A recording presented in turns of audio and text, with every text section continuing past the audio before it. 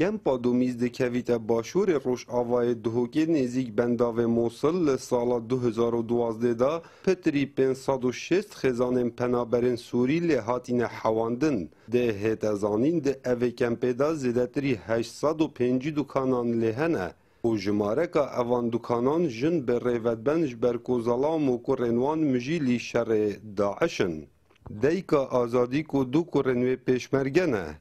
نچار بویا کار کابانی مال بکتنود گل و چنده کار دکانداری به ریو بد از گوتی دلاو کم پیشمرگنه والحمد خودی شکرش خودی را و سریم بابلنده و ایشالله و شر داعش کن و پشتاواش کنین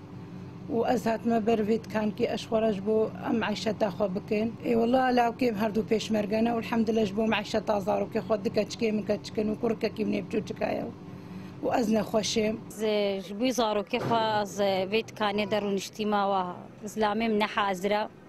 ام خوابی خواهید کن من هش زارو کنه ودین المال چو شری جلایکدی و ریوبرا ریوبریا برنامه پنابران لپارزگه ها دهوکه تکسکر کو راست آفرت دکاندار لکمپا دومیس هنه بله به همی شیانن خو ام هاریکاری آوان دکین به ریا رکخراوین خیرخازی تقريبا جمهورا دكان الكامبا دوميس حتى حصاد و 5 دكانايا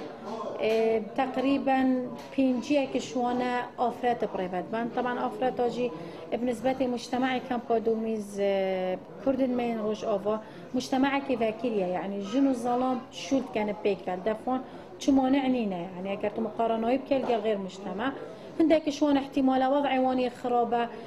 خدان وقت بيجن حالات خاصه أنا هنديش ماتت ام دعموان كان شي مثلا نلقى منظمات تشتيبون بكرن ام جهيبون او كان ام دعموان كان بهر شكل كي هابت بتنسيق القلقلك منظمات الدولي ويتمحلي پنابرین سوریا پتری 3 سالانه هاتینه هرما کردستان وک پنابر هاتینه ورگرتن لی هرج دسپیکا شر داعش ده چپرا دانو بروانی جه آخا کردستان کنو زارو خیزان خول کمپا دومیز به جه هلاینه لو ما گلک جه آفرتنوان نچار بوینه کار دکانداری بکن جبو پیدا کرنا رزق روزانه